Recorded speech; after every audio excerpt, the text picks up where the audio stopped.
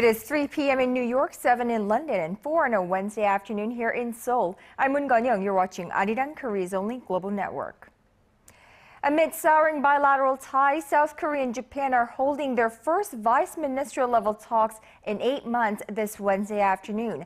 Japanese Vice Foreign Minister Akitaka Saiki and his South Korean counterpart Cho Tae-yong will meet or are meeting in Seoul to discuss a range of issues, including Korea-Japan relations and North Korean threats. Now, Seoul's foreign ministry said the meeting should not be viewed as a sign of thawing relations, as Japan has not yet taken the necessary steps that would make that possible. Tokyo has yet to officially apologize for its wartime sexual enslavement of roughly 200,000 women in the early 20th century. Now, commenting on the frosty relationship between Seoul and Tokyo, South Korea's top military officer has stressed the importance of cooperation with Japan on security issues in the face of continued threats by North Korea. Our Kwon So-ah has this report.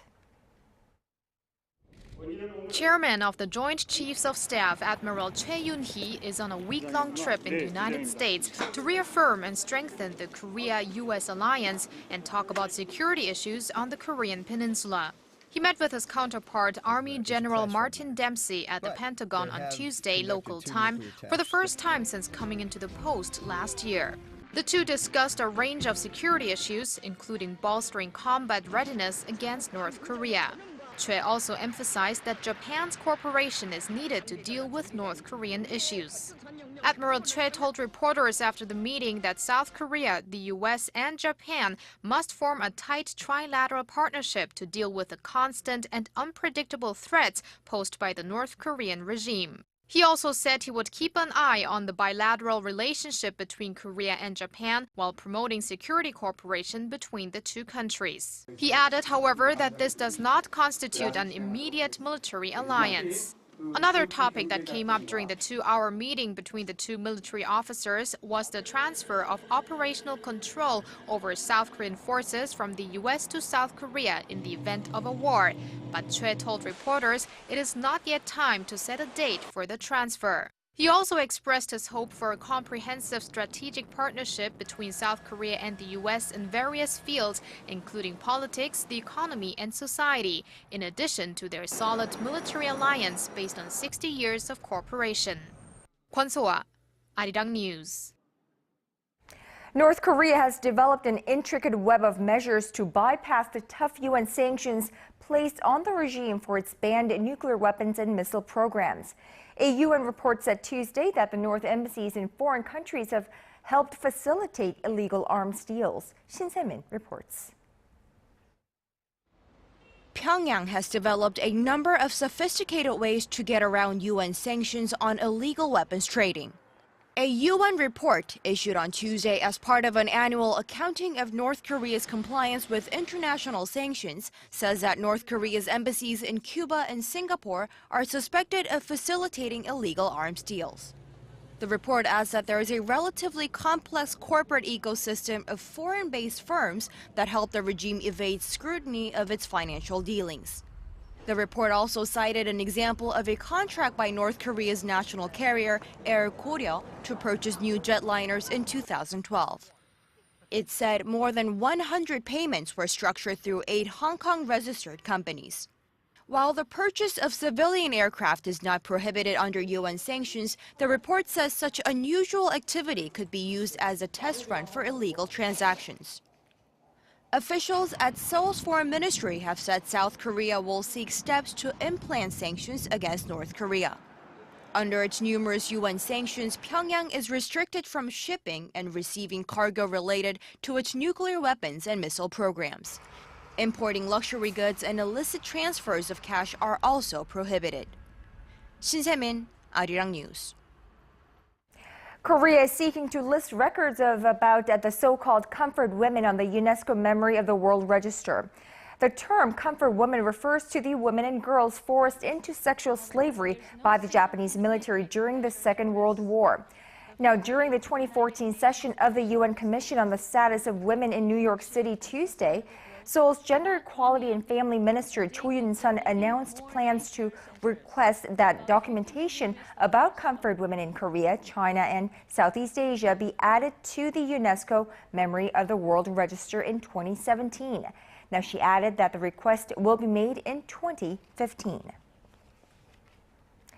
Prime Minister Chung Hong-won has issued a special statement just less than an hour ago, in fact, urging the country's doctors to call off a 6-day strike planned for later this month.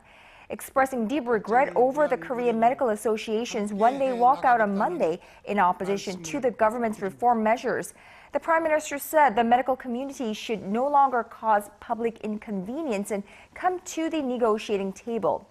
Referring to the historic Hippocratic Oath, in which physicians and other medical professionals swear to practice medicine honestly, Chung accused the association of neglecting nobility. He also said that the government will let the nation know what's best for public health and what the medical community wants by next Thursday. Turning now to the latest on the missing Malaysian Airlines plane. The Malaysian military says the plane was in the air for over an hour after it vanished from radar and traveled hundreds of kilometers off course.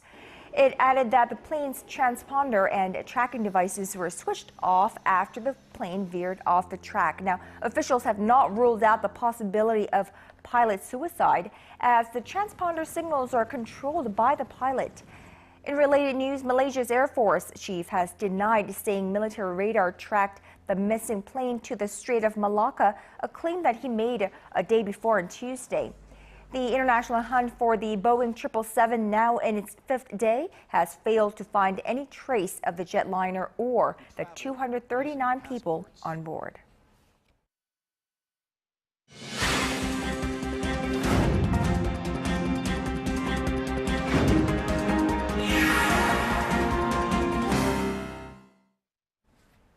The Korean government has unveiled a set of measures to boost the regional economy. It includes easing regulations and providing stronger incentives so that regional governments can attract more corporate investment. Arirang's Hwang Ji-hye has the details. The Korean government is on its way to generating momentum for the nation's economic recovery, and this time the focus is on regional economies. After a meeting led by President Park Geun-hye to foster trade and investment on Wednesday, the government laid out a set of measures to boost the regional economy. The finance ministry said the government will focus on easing regulations and expanding incentives to bolster corporate investment. Through the measures, the construction of commercial facilities will be allowed in areas freed from Greenbelt development restrictions. While the government designates certain areas as Greenbelts to protect forests and prohibit reckless development, the areas are only used for home construction even after the restrictions are scrapped. Companies that move their offices to outside of the capital area will also have their corporate taxes eased for a longer period of time. Besides easing regulations and boosting incentives, the government also said that it will provide support for business projects led by more than 50 regional development blocks. The projects were proposed by local governments to foster new growth engines. The government expects the set of measures to boost investment in regional economies by around $13 billion. Hwang Ji-hye, Arirang News. Now, during this meeting on investment and regional development, President Park said her pledge for an era of public happiness will be realized when each region in Korea develops according to its own unique characteristics. Stressing how the local government and residents of each region know what's best for their own communities, the president highlighted there must be a paradigm shift in which area residents, not the central government, lead the way in creating regional development strategies. In that respect, President Park said the new regional blocks established through agreements by local residents with similar interests will better serve the goal of achieving regional growth. She then added that for everyone in the country to feel the effects of economic recovery, it's important to spread economic optimism throughout the nation. And another topic discussed at the meeting in the presidential office of Cheongwade was the government's ambitious plan to turn Korea into a Northeast Asian oil trading hub. Experts, however, are pointing out that while it sounds great in theory, the country faces daunting tasks to attract foreign participants. Na Hyun-kyung reports. The government is aiming to make Korea one of the world's largest major oil trading and storage hubs. Trade and Energy Minister Yoon Sang-jik said Wednesday that $1.8 billion in private sector investment will go into securing oil storage terminals that can hold nearly 60 million barrels of oil. The government says it wants this complete by the year 2020. If all goes as planned, Korea would then have a greater storage capacity than Singapore, the world's third largest oil storage center. The government hopes the terminals planned to be expanded in the country's southern cities of Ulsan and Yeosu will help the country serve as a major oil trading hub. Officials plan to ease regulations for global oil traders to do business in the Korean market and provide incentives such as tax breaks if they decide to set up a branch in the country. Around $3.5 billion of economic benefit is expected to be generated in the short run, but looking further ahead, the government says the benefits could easily top $50 billion. But some industry experts don't share the government's confidence, pointing out that building the financial infrastructure for the trading system will be a major hurdle. A researcher at the Korea Energy Economics Institute told Arirang News that one of the main problems is that the Korean won is not one of the main currencies used in international trade. The source added that reaching the government's goal of making Korea the world's fourth largest and Northeast Asia's main oil hub will take years, if not decades. Na Hyun-kyung, Arirang News. The number of newly employed workers in Korea rose at its fastest pace in 12 years in February amid signs of improvement in the local economy. According to data by Statistics Korea released Wednesday, the number of employed people in February stood at 24.8 million, up 835,000 from a year earlier. That figure represents the largest on-year job growth since March 2002 and comes just a month after the country set a growth record of 705,000 in January. Now, during that same period, however, the nation's unemployment rate also increased by 0.5% to 4.5%. Experts say this is due to an increase in the number of young people who came out in search of work in time for the graduation and recruitment season. Korea's 3 mobile carriers will be forced to suspend their businesses for 45 days beginning this Thursday as punishment for providing subsidies to attract clients.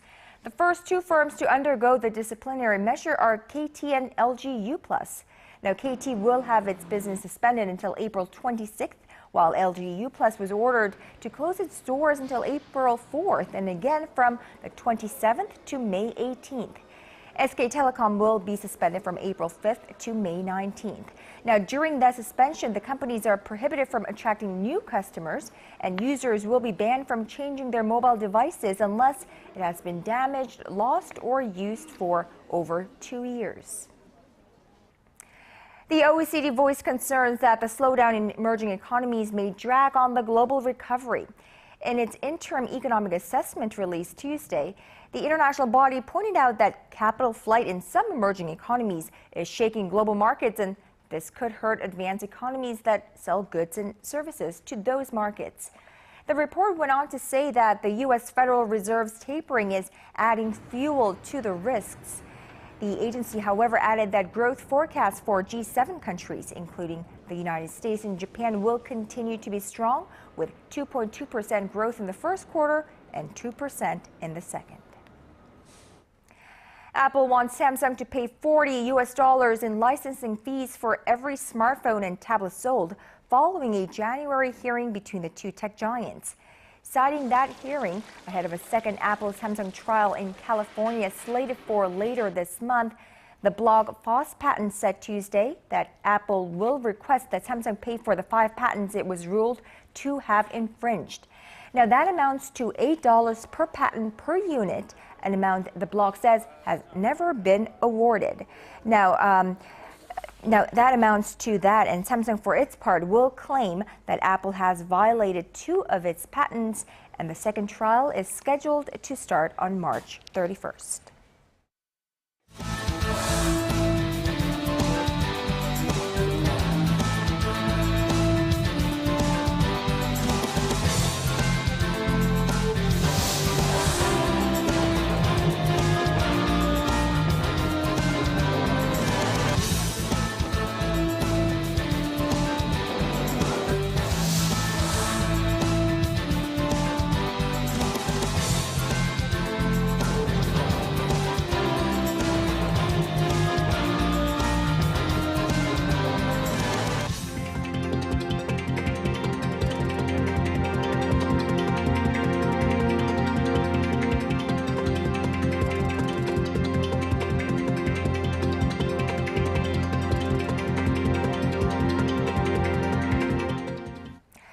Korea and Canada have concluded negotiations on a bilateral free trade agreement that, once implemented, is expected to significantly boost bilateral trade between the two countries.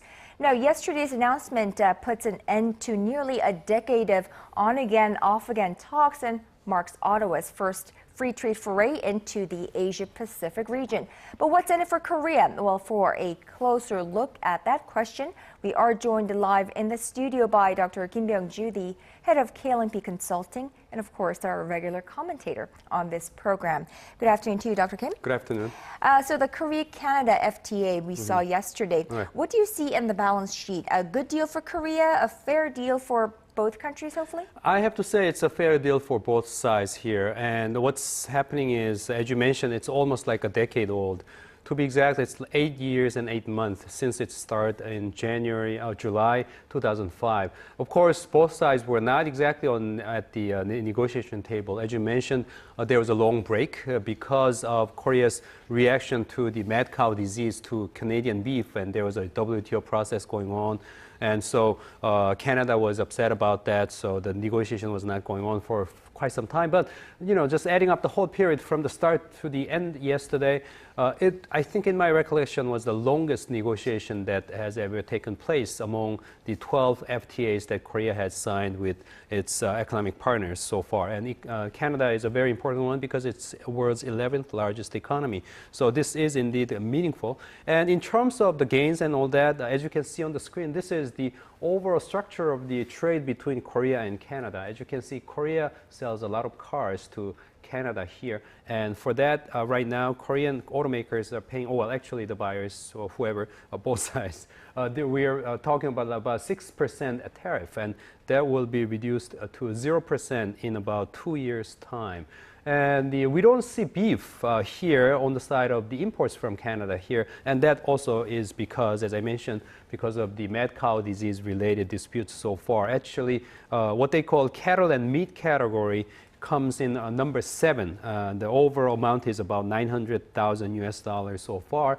And when this is implemented by 2030, Canadian beef will enjoy 0 tariff. So by then, I think the overall size of the imports in beef items, as well as pork together, will gain a lot. Overall, Canada was quite adamant about applying the same condition to Canadian beef that was applied to U.S. beef. But the Korean side what Korean side did was to insist upon applying same kind of condition that we applied to the trade agreement with Australia. So because we have had so many FTAs under our belt, Korean government side was using these FTAs that are already in place quite skillfully and very strategically. And I think in that regard, Korea gained a lot in the negotiation process.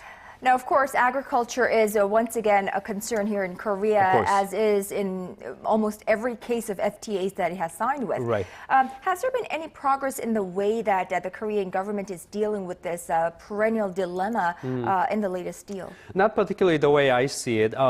Dealing with the agricultural issues in FTA negotiations, there are different definitions and different ways to evaluate whether a country was successful in negotiation or not. But on the defensive side, taking the side of the interest of the farmers, I think Korea did a good job in this case of negotiation with Canada, because Korea got to defend 211 items, meaning that for 211 items, including rice and ginseng, for instance, Korea is not going to open its trade to Canadian goods with 0 tariffs. We will have tariffs in place. So 211 items defended means it's a great success on the defensive side, as compared to 158 items defended in negotiation with Australia, and with the U.S. only 16 items excluded from the negotiation. So taking the interest once again for the farmers only, this was quite a successful negotiation, we have to say. But however, of course, the concerns are still there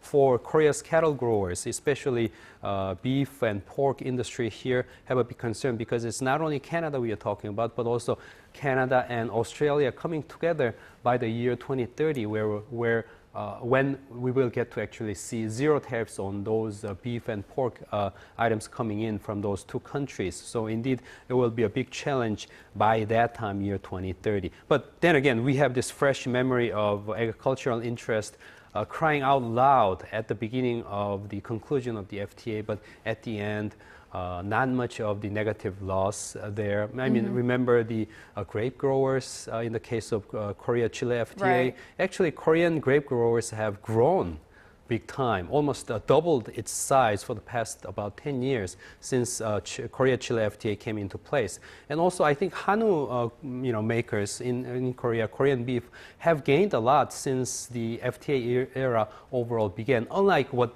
they cried out at the beginning. So indeed, we'll have to wait and see. And this could be actually another opportunity for Korean agricultural industry to take a next step upwards. So, pretty much they were premature concerns to begin with, and I suppose... And political too. Yeah, and political as well. Right. Now, Korea is one of the global leaders in this FTA drive, and like you said, Canada becomes Korea's 12th bilateral trade or FTA partner.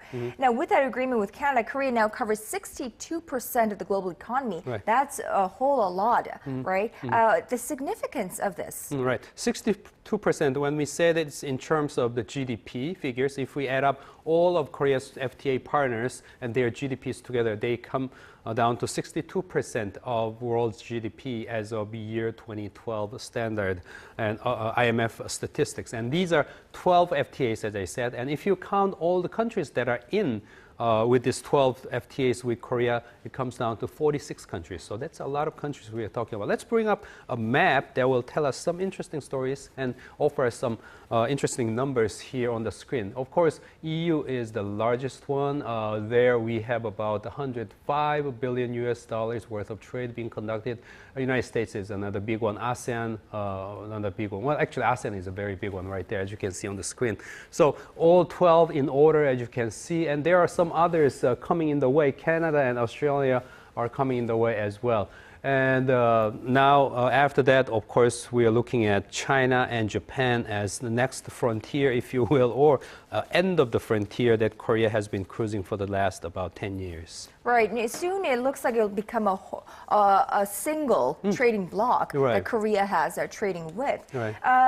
You just mentioned China and Japan. What can we expect in the negotiation process with China and Japan? Two separate stories. With China, Korean government is talking about concluding the deal by the end of the year. My own personal opinion is that's an ambitious goal because with China, we have big stake in defending our agricultural interest against Chinese aggressive exports or competitiveness in a way in the agricultural sector. And on the other hand, if you flip it around, what that means is Korea's manufacturing excellence that could actually threaten Chinese interests. So there are a lot of the talks that needs to be done, and we are being told that the pace of it itself has been going reasonably smooth, but we'll have to find out whether everything could be concluded by the end of the year. I'm watching this with great interest here.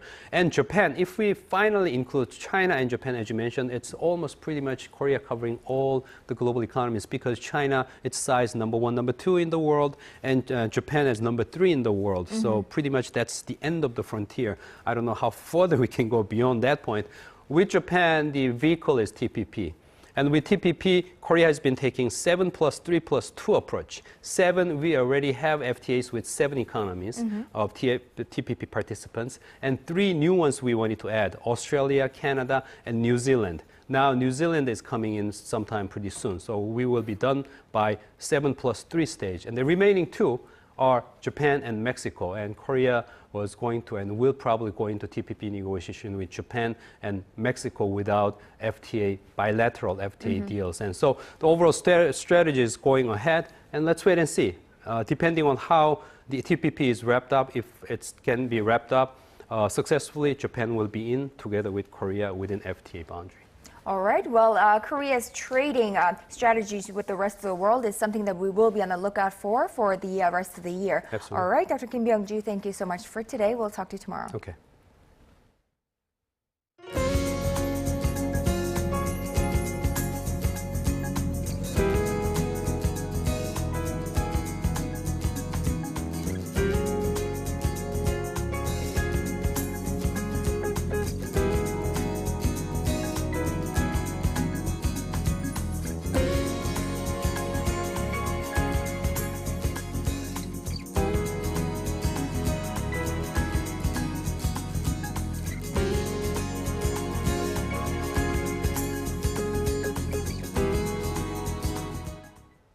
And that is all from me at this hour. Thank you for watching. I'll see you back here in less than 2 hours' time on Early Edition at 6.